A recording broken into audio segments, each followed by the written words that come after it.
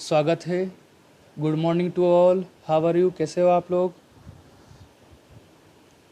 So guys, today we are going to discuss about the story of village Palampur. It's mean today our topic is from economics. Okay, so guys, आप लोग eighth class में थे जब आपने social science पढ़ा है. ठीक है, हम आते हैं टॉपिक पर. उससे पहले थोड़ा हम पहले की बात करते हैं जब आप लोग एट्थ क्लास में थे. ओके गाइज, सो गाइज, जब आप लोग कहाँ थे? एट्थ क्लास में. तो जब गाइज आप लोग एट्थ क्लास में थे, you have only 3 subjects in social science. आपके पास कितने सब्जेक्ट हुआ करते थे? 3 सब्जेक्ट हुआ करते थे गाइज. कितने सब्जेक्ट हुआ करते थे? 3 सब्जेक्ट हुआ करते थे. और अभी जो आपके पास सब्जेक्ट है, हाई पास वन हाई, तो आज अभी जो आपके पास 9th क्लास में आप आ चुके हो, सीबीएसई बोर्ड आपका है, एक और सब्जेक्ट इंट्रोड्यूस हुआ है. वो कौन सा सब्जेक्ट है? इकोनॉमिक्स सब्जेक्ट है. ओके, और जो इकोनॉमिक्स हम पढ़ेंगे वो बहुत ही बेसिक्स है, बहुत ही सिंपल है, बहुत ही ईजी है. इसके अंदर कुछ भी नहीं है, तो घबराने वाली कोई बात नहीं है. तो हमारे यहाँ पर अब 4 सब्जेक्ट हो चुके हैं 9th क्लास में सोशल साइंस में. कौन कौन सा सब्जेक्ट है गाइस? हिस्ट्री है, सिविक्स है, इकोनॉमिक्स है एंड ज्योग्राफी है. पहले कितने थे? 3 सब्जेक्ट, ज्योग्राफी, इकोनॉमिक्स. सॉरी, पहले जब आप 8th क्लास में थे कितने सब्जेक्ट थे? 3 subjects, geography, history and civics. तो अब ये नया सब्जेक्ट आया, तो इकोनॉमिक्स हम पढ़ने वाले हैं गाइज आज. तो सबसे पहले हम समझते हैं कि इकोनॉमिक्स है क्या. चैप्टर हम ज़रूर पढ़ेंगे, लेकिन चैप्टर स्टार्ट करने से पहले हमें पहले ये तो आइडिया होना चाहिए व्हाट इज़ इकोनॉमिक्स. ओके, तो guys you can see on the screen, आप लोग स्क्रीन पर देखिए. ओके, सबसे पहले गाइज हम ये समझ रहे हैं कि इकोनॉमिक्स होता क्या है. What is economics? ओके, तो economics is all about economics is all about production of goods. Okay, economics is all about production of goods, supply of goods and management of goods and relate to money. Got it? तो economics क्या होती है? Economics is a system which is associated with production of goods, supply of goods, management of goods and relate to money. तो ये तो हो गई हमारी इकोनॉमिक्स. यानी जब हम इकोनॉमिक्स पढ़ते हैं, इकोनॉमिक्स का डिस्कशन करते हैं, तो हम किसका डिस्कशन करते हैं? हम डिस्कशन करते हैं मनी का, हम डिस्कशन करते हैं प्रोडक्ट्स का, हम डिस्कशन करते हैं सप्लाई ऑफ प्रोडक्ट्स का, हम डिस्कशन करते हैं मैनेजमेंट ऑफ प्रोडक्ट्स का. ओके, यानी किसी भी चीज़ को जो हम प्रोडक्ट प्रोड्यूस करते हैं उसके बारे में हम डिस्कशन करते हैं. ओके गाइस, तो ये तो हमने ये डिस्कस किया है क्योंकि आप लोग अभी आए हो 9th क्लास में. ठीक है, तो अब 9th क्लास में आप आए हो, इकोनॉमिक्स एक नया सब्जेक्ट है आपके लिए, तो आपको ये भी पता होना चाहिए कि इकोनॉमिक्स है क्या गाइस. तो वो मैंने आपको क्लियर कर दिया है. Okay, so let's come to the topic of economics. Okay, this is the first chapter of economic book. जो 9th क्लास की इकोनॉमिक्स की बुक है, एनसीईआरटी की जो बुक है सीबीएसई बोर्ड की, उसका गाइज ये फर्स्ट चैप्टर है. Okay, the story of village Palampur. ठीक है, in this topic guys, in this topic we are going to understand rural economy. Rural economy को हम समझने जा रहे हैं. किसको समझने जा रहे हैं? रूरल, यानी विलेज की जो इकोनॉमी है उसको हम समझेंगे. In this chapter we are going to understand rural economy, यानी वहाँ पर प्रोडक्शन किस तरह से होता है, वहाँ पर क्या क्या एक्टिविटीज़ होती है, इस चीज़ को हम इस चैप्टर के अंदर समझेंगे. ओके, तो गाइज हमने ये जो एग्जाम्पल लिया है पालमपुर विलेज का, जहाँ की इकोनॉमी हम समझने वाले हैं, ये जो हम चैप्टर पढ़ रहे हैं उसके पीछे बहुत सारे ऑब्जेक्टिव हैं.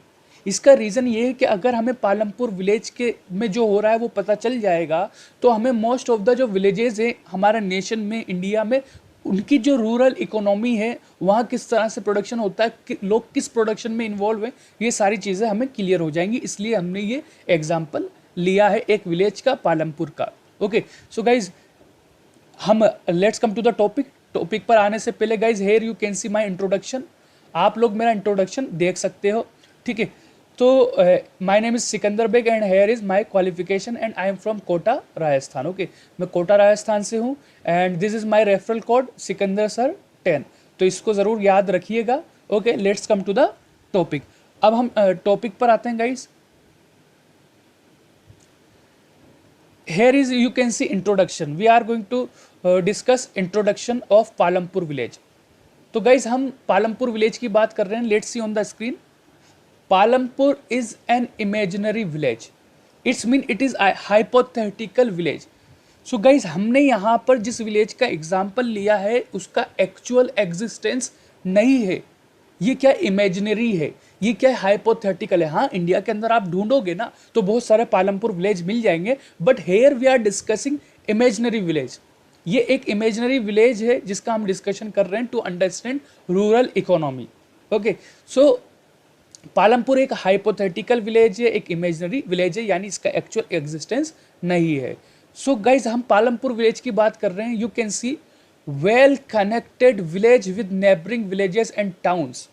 ठीक है, यानी यहाँ पर जो कनेक्टिविटी है, रोडवेज यहाँ पर अच्छे हैं, सड़कें अच्छी बनी हुई है गाइस। और जैसे इसके आसपास, पालमपुर के आसपास रायगंज एक जो है वो टाउन है, रायगंज, ठीक है, और शाहपुर, ठीक है, विलेज है, ठीक है। तो ये आपस में गाइज शाहपुर और रायगंज से अच्छे से वेल कनेक्टेड ये विलेज है। ओके, यानी ये आसपास के विलेजों से भी जुड़ा हुआ है और आसपास के जो टाउन से, रायगंज, शाहपुर, इन सब से जुड़ा हुआ है। Okay, so guys let's see next point. आप देख सकते हो स्क्रीन पर।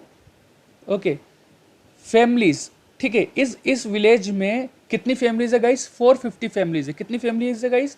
450, 450 फैमिलीज है। और उसमें भी क्या है गाइस, 80 जो फैमिली है वो अपर कास्ट है। अपर कास्ट, लोअर कास्ट, इसके बारे में आपने 8th क्लास में पढ़ा है। अपर कास्ट क्या है, लोअर कास्ट क्या है, और ये तो सब जानते हैं कि कब से चला आ रहा है ये अपर कास्ट और लोअर कास्ट का सिस्टम। तो 450 जो फैमिलीज हैं वो अपर कास्ट की हैं। सॉरी, 450 तो टोटल फैमिलीज है, और अपर कास्ट फैमिलीज कितनी है गाइस? यहाँ पर 80 फैमिलीज है अपर कास्ट। ठीक है, इसके अलावा फिर दूसरी कास्ट है और फिर लोअर कास्ट है। Okay, you can see guys next point on the screen. There are some houses made up of bricks while some small houses made up of mud. तो आप देख सकते हो जो हाय नंदिनी, यस, 450 फैमिलीज है किसकी? जो पालमपुर विलेज है, टोटल उसमें जो फैमिलीज है वो 450 है, और 80 जो फैमिलीज है वो सिर्फ अपर कास्ट की। तो आप देख सकते हो there are some houses made up of bricks, यानी कुछ हाउस यहाँ पर ऐसे हैं जो किसके बने हुए हैं? ईंटों के बने हुए हैं। और कुछ हाउस कैसे हैं जो किसके बने हुए हैं? कीचड़ के बने हुए हैं, मड के बने हुए हैं। ओके, तो विलेजेस के अंदर ऐसा होता है। ओके, और जो हाउसेस ब्रिक्स के बने हुए हैं वो किसके हाउस हैं? वो अपर कास्ट के हाउस हैं। और बाकी ये लोअर कास्ट के हाउस हैं जो मड के बने हुए हैं, जो छोटे छोटे हाउस हैं झोपड़ियों की तरह। Okay, let's see next point guys. Houses have electricity. अब आप देखिए जो पालमपुर जो एक हाइपोथेटिकल विलेज है गाइस, वहाँ पर इलेक्ट्रिसिटी है। नॉट ओनली इलेक्ट्रिसिटी, वहाँ पर जब आप अगर मान लीजिए आप वहाँ पर घूमने जाओ तो आपको वहाँ पर ट्रैक्टर्स दिखेंगे, आपको वहाँ पर ब्लॉक कार्ट्स, बैलगाड़ी भी दिखेगी, आपको वहाँ पर मोटरसाइकिल भी दिखेगी। तो ये सारी वहाँ पर, यानी वहाँ पर व्हीकल्स भी हैं बहुत सारे। ठीक है, तो ये पालमपुर विलेज जो है वो एक ऐसा विलेज है जहाँ पर बहुत सारी आप फैसिलिटीज़ देख सकते हो, हाउस में इलेक्ट्रिसिटीज़ भी है।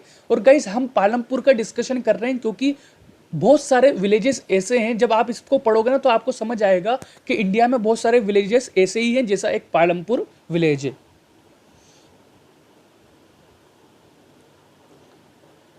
यस राघवेंद्र, यस राघवेंद्र जी, मैं अनअकैडमी प्लस पर भी हूँ। और अभी मैं एक आपको गुड न्यूज़ दूंगा कि आप जो है वो 99 रुपीज़ में, जो लोग नए हैं वो किस तरह से 99 रुपीज़ में 1 मंथ अनअकैडमी प्लस पर पढ़ सकते हैं। राघवेंद्र, आर यू, आप हैं इस पर, अनअकैडमी प्लस पर हैं आप? सो गाइज किसी को कुछ भी डाउट हो वो कमेंट सेक्शन में पूछ सकता है। ओके, तो guys let's see next point. Schools की हम बात कर रहे हैं। Here we are discussing about schools. Primary schools है वहाँ पर two primary schools, and high school कितने हैं गाइज? 1 हाई स्कूल है। Okay, let's see next point. इसी के साथ पालमपुर विलेज में, ओके वेरी गुड, ठीक है, तो आप सिकंदर बेग जो है वो सर्च करना। ठीक है, मेरा जो नाम है डियर ये इधर लिखा हुआ है, यू कैन सी। तो आपको मेरे सारे लेक्चर्स मिल जाएंगे। ओके, सारे लेक्चर्स आपको मिल जाएंगे, आप सिकंदर बेग सर्च कीजिएगा। ओके, तो जो लोग नए हैं उनके लिए भी एक गुड न्यूज़ है जो मैं बहुत से तो जानते हैं और बहुत से नहीं जानते, उनको मैं आगे बताऊंगा। Okay, so let's see next point guys. People engage different types of activities. हम अब क्या डिस्कस कर रहे हैं कि पालमपुर जो विलेज है गाइस, वहां पर लोग अलग अलग एक्टिविटीज में इन्वॉल्व हैं। ओके, जैसे मान लीजिए आई am sitting hair and teaching you, why is it so? it is a social, it is a work like social service, but also it is because to get money। ठीक है, मैं यहाँ पर जो काम कर रहा हूँ ना गाइस, वो किस लिए काम कर रहा हूँ, इससे मुझे मनी भी मिलेगा और मुझे अच्छा भी लगता है, मुझे ऐसा लगता है कि मैं सोशल सर्विस कर रहा हूँ, क्योंकि टीचिंग एक ऐसा प्रोफेशन है। Okay, but I am engaged with teaching to get money. तो उसी तरह से जो पालमपुर विलेज में लोग जो है वो अलग अलग एक्टिविटीज़ के अंदर इन्वॉल्व हैं। ठीक है, किसके लिए? मनी के लिए, ताकि उनको पैसा मिले, उनको मनी मिल जाए। तो इसको हम क्या बोलते हैं गाइज? इकोनॉमिक एक्टिविटीज़ बोलते हैं। जैसे आप अपने पेरेंट्स को देख सकते हो, आपके पेरेंट्स कुछ काम करते होंगे, किसके लिए? For money. कोई डॉक्टर है, कोई इंजीनियर है, कोई ड्राइवर है, कोई कंडक्टर है। तो ये सारी एक्टिविटीज़, ड्राइवर जो बस चला रहा है उसको मज़ा थोड़ी आ रहा है कि वो दिन भर जो है सुबह से लेकर शाम तक क्या कर रहा है गाइस? बस को ड्राइविंग कर रहा है। ओके, उसको उसमें मज़ा नहीं आ रहा है, एक्चुअली उसको चाहिए मनी। ओके, तो लोग इसी तरह से पालमपुर के अंदर अलग अलग एक्टिविटीज़ में इन्वॉल्व है। Let's see next point guys. There are farming and non farming activities in Palampur. तो जो पालमपुर है, यहाँ पर लोग फार्मिंग एक्टिविटीज़ के अंदर इन्वॉल्व है और नॉन फार्मिंग एक्टिविटीज़ के अंदर इन्वॉल्व है, यानी एग्रीकल्चर के अंदर और नॉन एग्रीकल्चर के अंदर। तो गाइज इसी तरह से ये जो अभी हमने चीज़ें डिस्कस की हैं, आप देख सकते हो कि जो पालमपुर विलेज है वो बहुत अच्छा विलेज है, जहाँ पर हाई स्कूल है, प्राइमरी स्कूल है, इलेक्ट्रिसिटी है, वेल डेवलप्ड, वेल कनेक्टेड और बहुत ही अच्छा जो है ये एक विलेज है। और इसी तरह इंडिया के अंदर बहुत सारे ऐसे ही विलेज है। ओके, इसीलिए हमने एग्जाम्पल लिया है। So let's come to the next topic guys. ठीक है, now we are going to discuss about factors of production. ठीक है, फैक्टर्स ऑफ प्रोडक्शन, किसी भी चीज़ के प्रोडक्शन के लिए जो फैक्टर्स इन्वॉल्व होते हैं, इंपॉर्टेंट होते हैं गाइस, अब हम उनका डिस्कशन कर रहे हैं। किसी भी प्रोडक्ट को आपको प्रोड्यूस करना है तो उसके लिए क्या क्या चीज़ें होनी चाहिए, उसका डिस्कशन हम कर रहे हैं। Okay, so guys you can see on the screen, there are 4 factors of production. ठीक है, फर्स्ट रिक्वायरमेंट इज लैंड। मान लीजिए गाइज आप लोग हो, क्या करना चाहते हो? प्रोडक्शन करना चाहते हो। किसका प्रोडक्शन करना चाहते हो? मान लीजिए आप किसी भी गुड्स का प्रोडक्शन करना चाहते हो। मान लीजिए आप में से कोई भी, जो भी आप लोग देख रहे हो, मोबाइल का प्रोडक्शन करना चाहते हो, एक मोबाइल प्रोड्यूस करना चाहते हो। तो आप बोलोगे मोबाइल, तो क्या मोबाइल बन जाएगा? ठीक है, इट इज़ नॉट पॉसिबल। ठीक है, आपके मोबाइल बोलने से मोबाइल का प्रोडक्शन नहीं हो जाएगा। You have need some factors. ठीक है, आपको कुछ फैक्टर्स की रिक्वायरमेंट रहेगी। ओके, तो जैसे आपको लैंड की रिक्वायरमेंट रहेगी, क्योंकि देखो जो मोबाइल का प्रोडक्शन होना है वो कहाँ होना है? फैक्ट्री के अंदर होना है, इंडस्ट्रियल यूनिट के अंदर होना है। ओके, मोबाइल फैक्ट्री में होगा वो। ओके, तो अब फैक्ट्री हवा में तो लगती नहीं है, हम कहाँ लगाएंगे? लैंड पर लगाएंगे, ज़मीन पर लगाएंगे। तो सबसे पहले जब भी आप कोई प्रोडक्शन करना चाहते हो तो आपको किसकी रिक्वायरमेंट रहेगी गाइज? लैंड की रिक्वायरमेंट रहेगी। ये असेंशियल है, ये होना ही चाहिए। नेक्स्ट थिंग जिसकी आपको रिक्वायरमेंट रहेगी, let's see guys next point. Second requirement to produce goods is labour. Okay, most abundant factor. Okay, सबसे ज़्यादा। अब गाइज आपके पास लैंड है लेकिन लेबर नहीं है, आपके पास लैंड है लेकिन लेबर नहीं है, तो फिर उस लैंड का कोई मीनिंग नहीं है, आप प्रोडक्शन नहीं कर पाओगे। तो प्रोडक्शन के लिए आपको लैंड के साथ साथ लेबर की भी रिक्वायरमेंट होगी। अब लेबर भी अलग अलग टाइप्स के होते हैं, स्किल्ड लेबर होते हैं, कुछ कामों में जो है वो ट्रेनिंग दी जाती है, तो वो स्किल्ड लेबर है, मैनुअल लेबर, ऐसे लेबर जिनको कोई ट्रेनिंग की रिक्वायरमेंट नहीं होती है।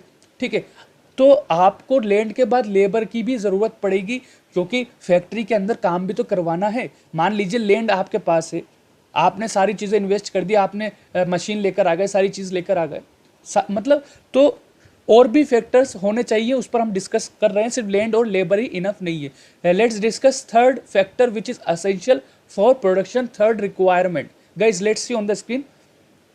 Third requirement to produce goods is physical capital.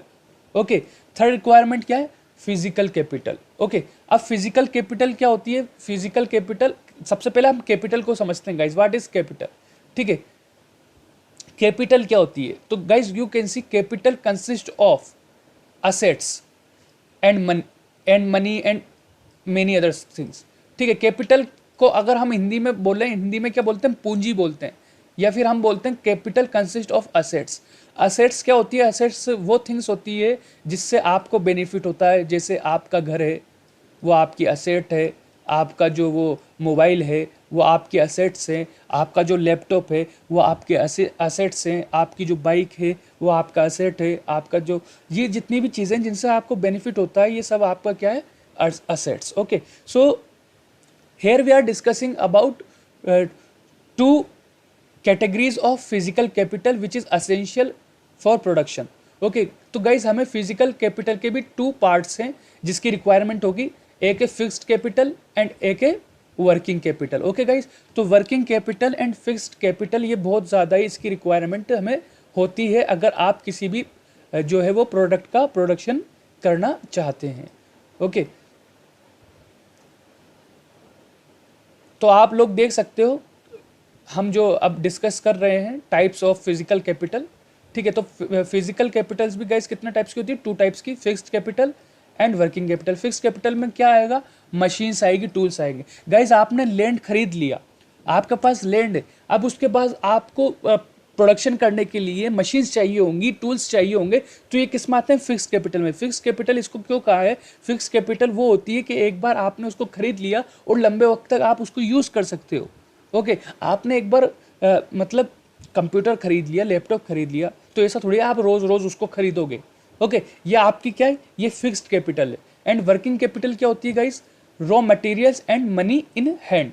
Raw materials, अब मान लीजिए गाइस आपको प्रोडक्शन करना है, ठीक है, तो प्रोडक्शन में रॉ मटेरियल का भी यूज़ होता है। तो रॉ मटेरियल आपको चाहिए, जैसे अगर मान लीजिए आप मोबाइल का प्रोडक्शन कर रहे हो तो उसके अंदर बहुत सारा रॉ मटेरियल लगेगा, उसको बनाने में बहुत सारे जो है वो पार्टिकल्स यूज़ होंगे, तो वो रॉ मटेरियल है। ओके, तो अब वो रॉ मटेरियल के लिए, रॉ मटेरियल जो डे टू डे आता रहेगा उसको हमने क्या बोला, working capital. And money in hand, रोज़ जो डे टू डे खर्चे होते हैं उसको हम वर्किंग कैपिटल कहते हैं, जैसे इलेक्ट्रिसिटी का खर्चा, इन सब का खर्चा, तो ये सब वर्किंग कैपिटल में आएगा। Last one is most important guys, अभी तक जो हमने डिस्कस किया गाइस ये भी इंपॉर्टेंट है, you can see on the screen, मैं मार्क कर रहा हूँ, ये भी इंपॉर्टेंट है and this one is also important, but ये लास्ट वन जो है इट इज़ मोस्ट इंपॉर्टेंट। अगर ये ना हो तो ये सब मीनिंगलेस है, लैंड मीनिंगलेस हो जाएगा, लेबर मीनिंगलेस है, फिजिकल कैपिटल मीनिंगलेस है, ये सब मीनिंगलेस हैं अगर गाइस ह्यूमन कैपिटल नहीं है। तो ह्यूमन कैपिटल होना, हाय जतिन, हाउ आर यू, कैसे हो, तो ह्यूमन कैपिटल होना ये बहुत ज़्यादा ही इम्पोर्टेंट है। तो आप ये देखिएगा कि जो ह्यूमन कैपिटल है, ठीक है, ह्यूमन कैपिटल क्या है इसको हम समझते हैं गाइस। ठीक है, I am sitting here, okay, and teaching you, why is it so, because I have skills, I have knowledge and I have health, and these things make me a human capital and it is also known as human resource. Human capital को guys हम human resource भी बोलते हैं और ये हम 8th class में पढ़कर आए हैं। ठीक है, तो आप ये देखिएगा कि जो मेरे पास स्किल्स हैं, मेरे पास हेल्थ है, मेरे पास नॉलेज है, इसीलिए मैं आपके लिए काम कर रहा हूँ। ओके, इसीलिए मैं आपको पढ़ा रहा हूँ गाइज। ठीक है, मैं ह्यूमन कैपिटल हूँ। तो ह्यूमन कैपिटल बहुत ज़्यादा इंपॉर्टेंट होती है किसी भी प्रोडक्शन के लिए, क्योंकि जो ह्यूमन होता है उसके पास पर्टिकुलर प्रोडक्शन को प्रोड्यूस करने के स्किल्स होंगे, नॉलेज होगी। वो क्या करेगा गाइस, स्किल और नॉलेज के साथ लैंड को यूटिलाइज करेगा, लेबर को यूटिलाइज करेगा, फिजिकल कैपिटल को यूटिलाइज करेगा। ह्यूमन कैपिटल इन सबको यूटिलाइज करके क्या करेगा, प्रोडक्शन करेगा किसी भी प्रोडक्ट का। सो गाइस ये अभी हमने डिस्कस किए फैक्टर्स ऑफ प्रोडक्शन, ये बहुत ही असेंशियल है, चाहे प्रोडक्शन रूरल एरियाज़ में हो, विलेजेस में हो, गाँवों में हो, शहरों में हो, टाउन्स में हो, कहीं पर भी हो, ये सारे फैक्टर्स गाइस जो हमने डिस्कस किए हैं ये बहुत ही ज़्यादा इम्पोर्टेंट है और ये जहाँ पर भी प्रोडक्शन हो रहा है वहाँ पर आपको ये मिलेंगे। ह्यूमन सबसे ज़्यादा इंपॉर्टेंट है क्योंकि वही सारे फैक्टर्स को यूज़ करके और प्रोडक्शन करता है। So guys let's come to the next. So guys अब मैं आपको एक चीज़ बता दूं, यू कैन सी,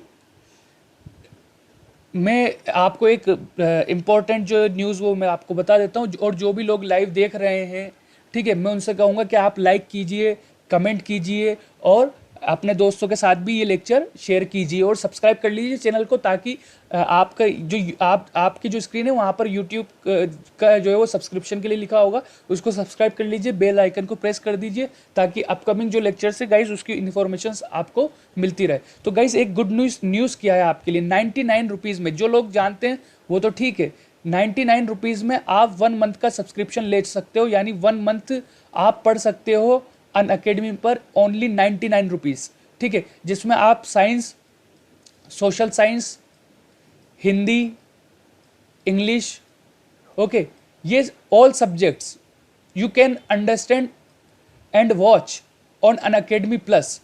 ठीक है, आप अन अकेडमी पर लाइव सारे जो है वो क्लासेस अटेंड कर सकते हो। तो गाइज आप इस चीज़ का फ़ायदा उठाइए, 99 रुपीज़ में 1 मंथ के लिए आप पढ़ सकते हो गाइज।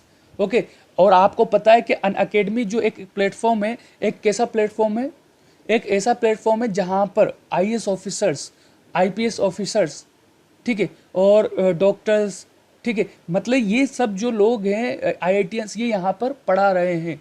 तो आप ये बहुत ही अच्छा एजुकेशनल जो है वो प्लेटफॉर्म है आप लोगों के लिए, क्योंकि यहाँ पर highly qualified, well qualified faculties हैं। यहाँ तक कि आप देखिए कि सोशल साइंस को भी जो है वो एनालिटिकल तरीके से यहाँ पर पढ़ाया जा रहा है, ताकि बच्चे को हर चीज़, हर लाइन समझ आए और उसको कोई कन्फ्यूज़न ना रहे। तो गाइज़ आप ये देखिएगा कि ये 99 रुपीज़ में अगर आप लेना चाहते हो, वैसे तो गाइज़ जो प्राइस है वो 2500 है, you can see on the screen कि 2500 रुपये फॉर 1 मंथ, 3 मंथ्स के लिए 6250 एंड 6 मंथ के लिए आप देख सकते हो और ज़्यादा। बट 1 मंथ के लिए क्योंकि 2500 है, लेकिन आप 99 रुपीज़ में ये सब्सक्रिप्शन ले सकते हो अगर आप ये मेरा कोड यूज़ करोगे सिकंदर सर 10। अगर आप सिकंदर सर 10 यूज़ करते हैं तो आप इस कोड को, आप जो है वो सिकंदर सर 10 यूज़ करके क्या कर सकते हो, जो 2500 है उसको कन्वर्ट करवा सकते हो 99 रुपीज़ में, और कितना अफोर्डेबल है गाइस। ओके गाइस, तो अभी हम इस पर डिस्कस कर रहे हैं, फिर हम लेक्चर पर भी आएंगे कंटिन्यू। ओके, सो गाइस आप देख सकते हो कि जब आप मेरा कोड यूज़ करोगे सिकंदर सर 10, तो आपकी जो प्राइस है वो चेंज हो जाएगी और 99 रुपीज़ हो जाएगी। तो आप इस चीज़ का फ़ायदा उठाइए गाइस। ओके, 1 मंथ के लिए है, ऑफर लिमिटेड है, आप सारे सब्जेक्ट पढ़ सकते हो। और मैं गाइज आपको बता दूं कि सबसे अच्छा जो सब्सक्रिप्शन है, सबसे अच्छा जो प्लान है अन अकेडमी प्लस पर, सबसे अच्छा प्लान कौन सा है इस पर,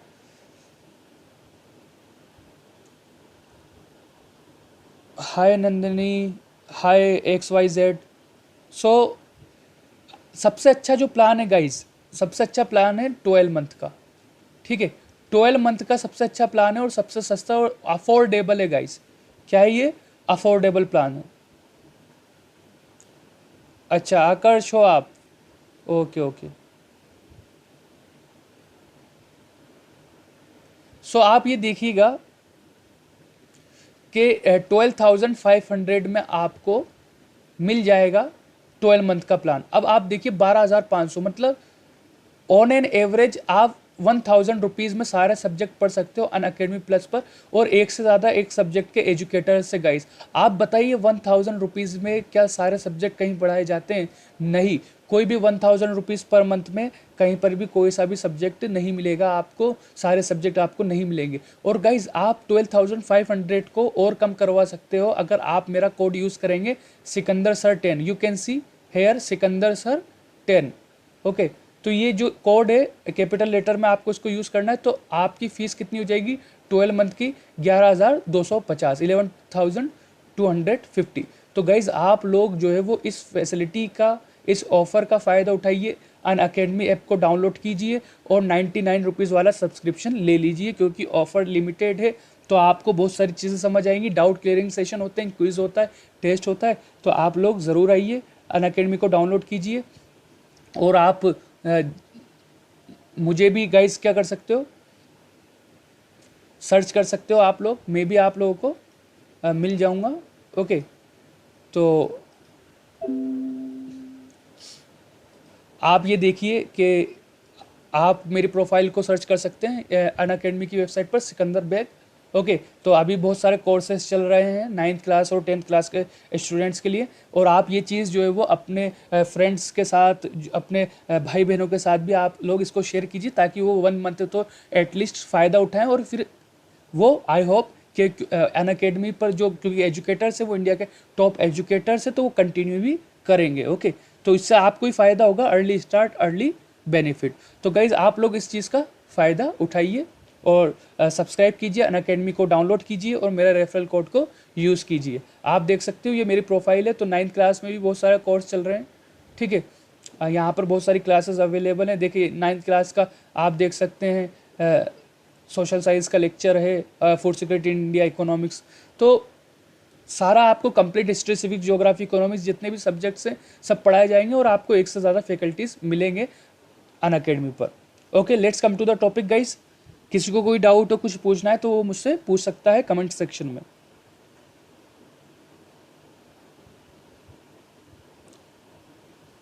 ओके,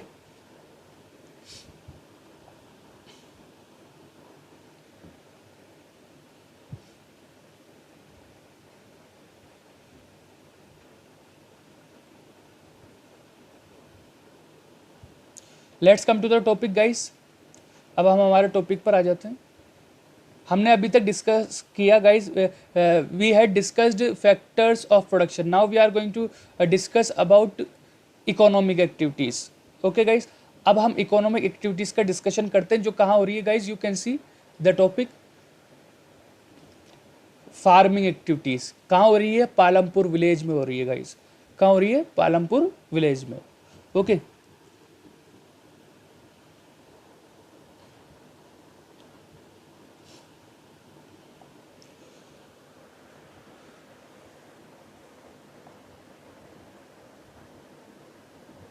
आप कर सकते हो कमेंट सेक्शन में डाउट, जिसको भी पूछना है वो पूछ सकता है। Nandini, XYZ, status, आकर्ष,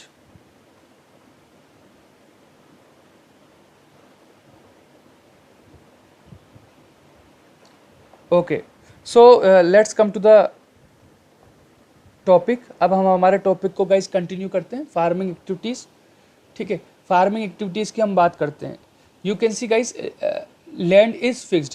farming activities ये क्या है गाइस, इकोनॉमिक एक्टिविटीज़ है, एग्रीकल्चर जो पालमपुर में हो रहा है to get money. You can see guys 75% population, land is fixed, इसको हम समझते हैं, ठीक है। 75% population of Palampur are working farming activities. So guys जिस तरह से 75% पॉपुलेशन पालमपुर में जो है वो एग्रीकल्चर में काम कर रही है, फार्मिंग में काम कर रही है, उसी तरह से इंडिया के बहुत सारे विलेजेस के अंदर 75% पॉपुलेशन यही काम करती है। और हमने ये वाला जो विलेज लिया है उसको हम इसीलिए ले रहे हैं, इस पर इसीलिए गाइज डिस्कस कर रहे हैं, क्योंकि अगर हमें ये चीज़ें समझ आ जाएंगी तो हमें ये समझ आ जाएगा कि गाँवों में क्या होता है, वहाँ की इकोनॉमी कैसे चलती है। ओके, तो वहाँ पर भी 75% लोग जो है वो किसके अंदर इन्वॉल्व होते हैं गाइज, वो इन्वॉल्व होते हैं, किस में इन्वॉल्व होंगे, वो इन्वॉल्व होंगे एग्रीकल्चर में, फार्मिंग एक्टिविटीज़ में। Let's see next point guys. आप नेक्स्ट पॉइंट देख सकते हो, area under cultivation is fix since 1960s। 1960s के बाद से मान लीजिए वहाँ पर 1960s में जो है वो इतना था, ठीक है, इतना लैंड था जहाँ पर प्रोडक्शन हो सकता है, ठीक है, जिसमें से इतना जो पार्ट है यहाँ पर भी प्रोडक्शन हो सकता है, लेकिन कोई प्रोडक्शन नहीं कर रहा था, ठीक है। इतने पार्ट में क्रॉप्स का प्रोडक्शन हो रहा था 1960s में, ठीक है। और फिर 1960s के बाद से ये एरिया जो है वो बड़ा नहीं, बस कुछ जो वेस्ट लैंड है यानी जिस पर प्रोडक्शन हो सकता था उस पर जब प्रोडक्शन नहीं कर रहे थे तो उसको स्टार्ट कर दिया गया, बस ये सिचुएशन वहाँ पर हुई। और ऐसी सिचुएशन हमें इंडिया के बहुत सारे विलेजेस में देखने को मिलेगी। So guys let's see next topic, sub topic of farming activities, crops from land. तो पालमपुर के अंदर जो फार्मर है वो क्रॉप्स का प्रोडक्शन कर रहे हैं, कौन कौन सी क्रॉप्स का प्रोडक्शन कर रहे हैं guys, let's try to understand. Okay, so guys आप लोग देख सकते हो कि जो पालमपुर विलेज है वहाँ पर फार्मर क्या कर रहे हैं, farmers grow different type of crops on same land due to availability of electricity and irrigation. So आप देखिए गाइस कि क्योंकि वहाँ पर इलेक्ट्रिसिटी अवेलेबल है, इरिगेशन फैसिलिटीज़ अवेलेबल है, तो फार्मर एक ही लैंड से एक से ज़्यादा क्रॉप का प्रोडक्शन कर रहे हैं, वो ज्वार बाजरा और शुगर, आप देख सकते हो ज्वार बाजरा पटेटो शुगर कैन इसका प्रोडक्शन कर रहे हैं। यू कैन सी जब फार्मर एक से ज़्यादा जो है वो क्रॉप्स का प्रोडक्शन करता है तो उसको हम क्या बोलते हैं, multiple cropping. You can see guys next one, to grow more than one crop on a piece of land in a year is called multiple cropping. तो इसको हम क्या बोलते हैं गाइज, मल्टीपल क्रॉपिंग बोलते हैं। जब एक साल में एक लैंड से एक से ज़्यादा क्रॉप्स का प्रोडक्शन किया जाए। तो आप देख सकते हो रेनी सीजन में कौन सी क्रॉप्स का प्रोडक्शन होता है पालमपुर में, विंटर सीजन में कौन सी क्रॉप्स ग्रो कर रहे हैं फार्मर, और इसी तरह से शुगर केन का प्रोडक्शन भी वहाँ हो रहा है। तो आप देख सकते हो कि ज्वार बाजरा, ठीक है, farmer grows jowar bajra in rainy season, farmer grow potato in rabi season and farmer grows sugar cane also, यानी वहाँ पर क्या है, मल्टीपल क्रॉपिंग है, ठीक है। सो गाइज ये सब चीज़ें हम डिस्कस कर रहे हैं ताकि हमें क्लियर हो जाए कॉन्सेप्ट कि इंडिया के जो बहुत सारे विलेजेस हैं वहाँ पर इसी तरह से इकोनॉमिक एक्टिविटीज़ जो है वो होती है, जो कहाँ हो रही है गाइज, जो पालमपुर में हो रही है।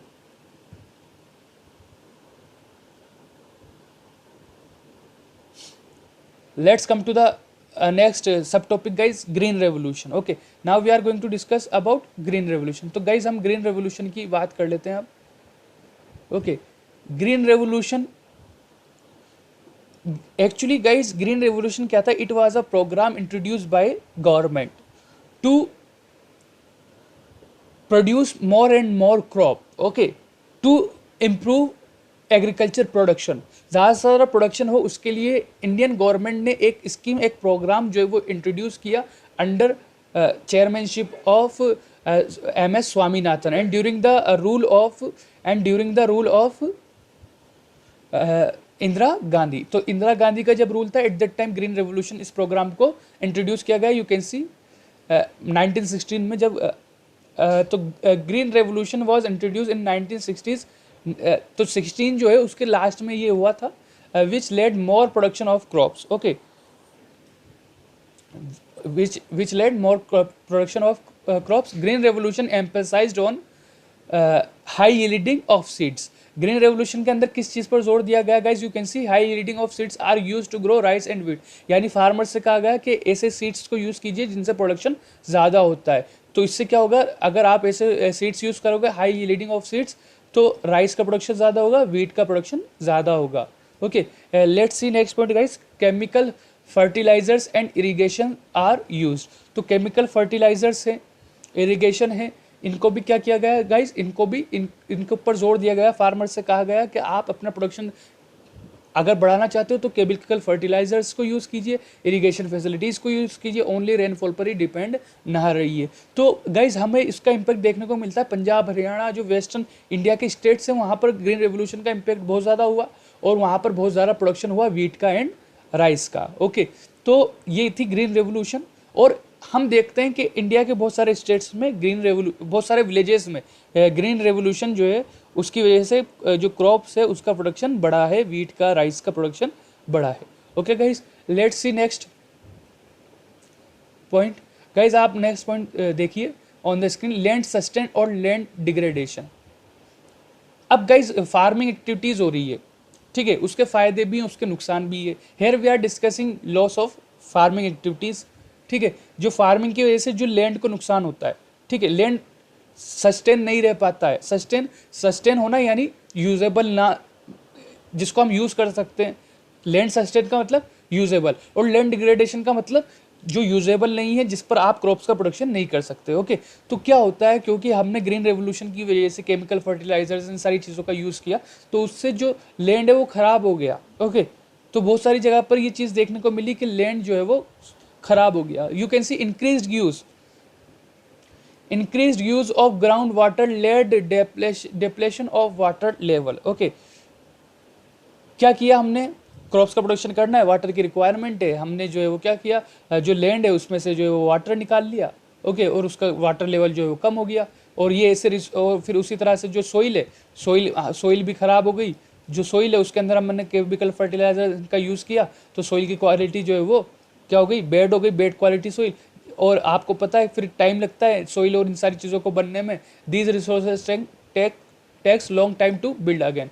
तो ये कुछ प्रॉब्लम है जो होती हैं, उस पर भी हमने डिस्कस किया है। So guys now we are going to discuss about land distribution in Palampur. ठीक है, वो लोग जो फार्मिंग एक्टिविटीज़ में इन्वॉल्व हैं पालमपुर में, उनके बीच लैंड डिस्ट्रीब्यूशन का हम डिस्कस कर रहे हैं, कैसे जो है वो लैंड डिस्ट्रीब्यूट है गाइज। सो आप देख सकते हैं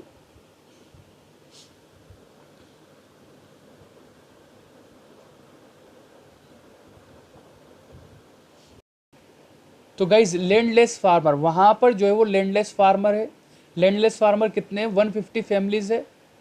ओके, और ये कौन है? दलित है, मतलब दलित लोअर कास्ट लोग हैं ये पालमपुर में, जिनके पास ज़मीन नहीं है। और ऐसी सिचुएशन हर विलेज में हमें देखने को मिलती है इंडिया के। स्मॉल लैंड की हम बात करते हैं, 240 फैमिलीज, 450 फैमिलीज में से 240 फैमिलीज जिनके पास स्मॉल लैंड है less than 2 hectare. Okay, and let's see next point guys, 60 families having land more than 2 hectare.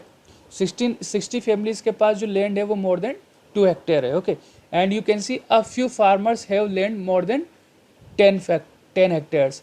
ठीक है, तो 60 फैमिली के पास 2 हेक्टेयर है, 2 हेक्टेयर से थोड़ा ज़्यादा है, एंड कुछ ही फैमिलीज है जिनके पास 10 हेक्टेयर से ज़्यादा है।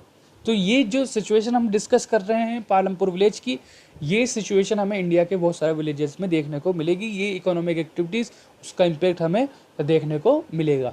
So guys let's come to the next topic. So guys here you can see we are going to discuss about labourers. Okay, अब हम बात कर रहे हैं किसकी? लेबरर्स की। ठीक है, तो गाइज फार्मिंग एक्टिविटीज़ के लिए लेबर की रिक्वायरमेंट होती है, ये हमने डिस्कस किया। लैंड पर भी हमने डिस्कस किया, अब हम लेबर की डिस्कशन कर रहे हैं। पहले हमने फैक्टर्स ऑफ प्रोडक्शन में भी डिस्कस किया था लेबर का, अब हम वापस जो है वो डिस्कशन कर रहे हैं। ओके, सो गाइज लेबरर्स, अब फार्मिंग एक्टिविटीज़ है, ठीक है, क्रॉप्स का प्रोडक्शन करना है, तो यार भाई लेबर्स की तो रिक्वायरमेंट होगी, तो लेबर कहाँ से आता है वहाँ काम करने? Farm labourers come from landless families. कहाँ से आएंगे गाइज? जो लैंडलेस फैमिलीज हैं वहाँ से आएंगे। ठीक है, they are paid wages by farmers. और जो बड़े फार्मर है जिनके पास लैंड है जहाँ पर ये काम करेंगे, वो इनको वेजेस देंगे, यानी डेली इनकम, डेली पे करते हैं डेली वर्क के लिए। ओके, लेट्स सी नेक्स्ट सब टॉपिक गाइस। कैपिटल में बता चुका हूँ, असेट्स। ओके, जिसके अंदर फिर फिजिकल कैपिटल भी है, वर्किंग कैपिटल भी है, तो ये सब हम डिस्कस कर चुके हैं guys. So guys you can see next point, small farmers borrow money from large farmers. Small farmers borrow money from large farmer. तो जो छोटे फार्मर्स हैं वो बड़े फार्मर्स से क्या ले रहे हैं गाइस? मनी ले रहे हैं। ठीक है, तो जो बड़े फार्मर्स हैं उनके पास पैसा है, क्योंकि वो इतना प्रोडक्शन करते हैं कि मार्केट में बेच भी देते हैं, और उनको सरप्लस का मतलब क्या होता है? Extra income. ठीक है, उस पर हम आगे डिस्कस करेंगे अभी। तो बड़े फार्मर से लेते हैं। Next point guys, they arrange inputs for production of crops through loans, यानी जो रॉ मटेरियल है वो लोन्स के थ्रू ये खरीदते हैं। Okay, let's see next point guys, you can see on the screen. Large farmers have their own savings to arrange inputs. और जो बड़े फार्मर्स हैं उनके पास तो सेविंग्स होती है, जिसके थ्रू वो इनपुट्स मतलब रॉ मटेरियल उनको मिल जाता है। आपको पता है सीड्स चाहिए, केमिकल फर्टिलाइजर्स चाहिए, पेस्टिसाइड्स चाहिए, ठीक है, और भी टूल्स आते हैं, मोटर चाहिए, वाटर मोटर चाहिए, तो ये इन सब चीज़ों के लिए पैसों की रिक्वायरमेंट होती है। तो बड़े फार्मर के पास तो है, और जो छोटा फार्मर है वो लोन लेकर खरीद लेता है। Okay, let's see next next subtopic guys. So you can see sale of surplus farm product. Okay, sale of surplus farm product.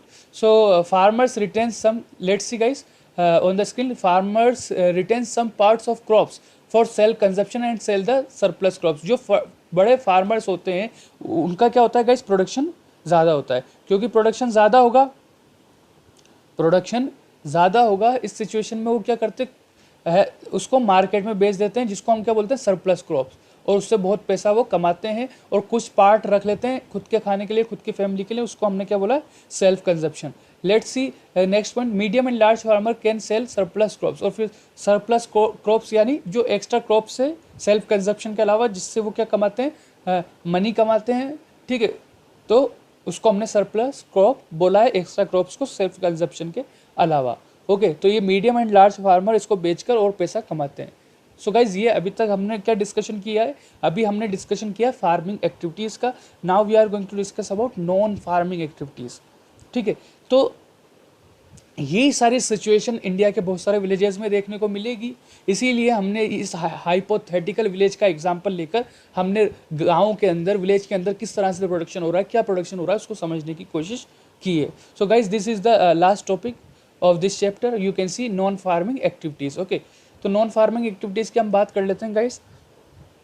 25% population of Palampur involve in non farming activities. 25% जो population है guys Palampur की, वो किस में involve है?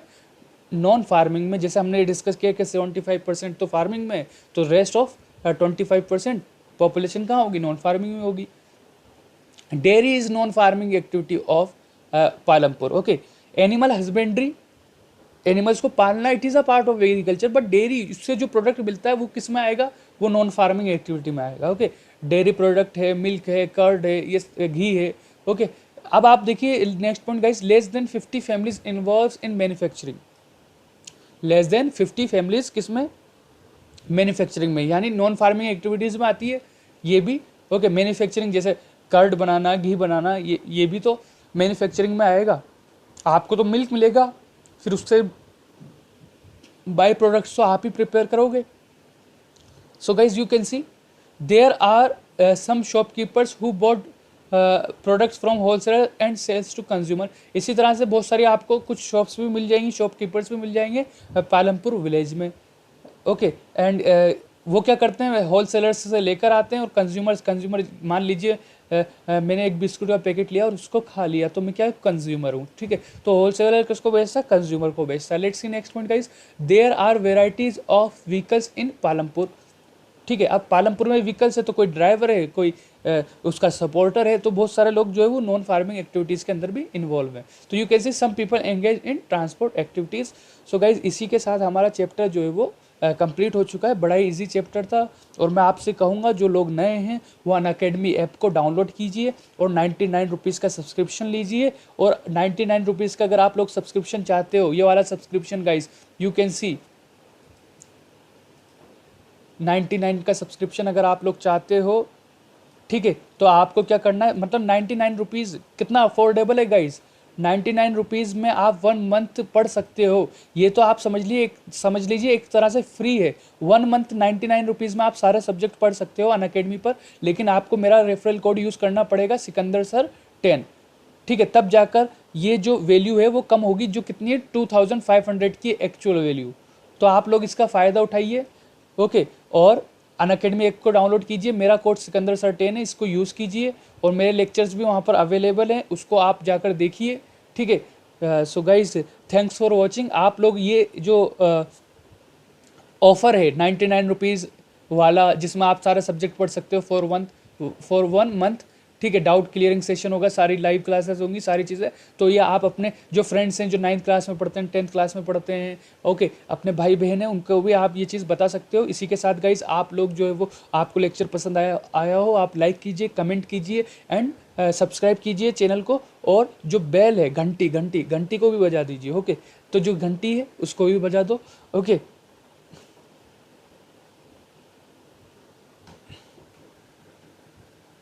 So guys, you can C my profile on Unacademy. ठीक है, आप लोग जो है वो अनअकैडमी की ऐप पर भी जाकर मुझे ढूंढ सकते हैं, सिकंदर बेग के नाम से सर्च कर सकते हैं, और आप मुझे जो है वो डायरेक्टली अनअकैडमी ऐप से भी, और ये यहाँ पर भी जो डायरेक्ट अनअकैडमी की जो वेबसाइट है उस पर भी आप जाकर मेरे लेक्चर्स को देख सकते हैं। ये बहुत सारे कोर्सेज हैं जो अभी चल रहे हैं, ऑन गोइंग कोर्स, कुछ जो है वो ख़त्म हो गए, अब लॉन्च होने वाले हैं। तो गाइस, जल्दी से आप फ़ायदा उठाइए। Okay, thanks for watching. ठीक है, thanks for watching guys, have a nice day all of you.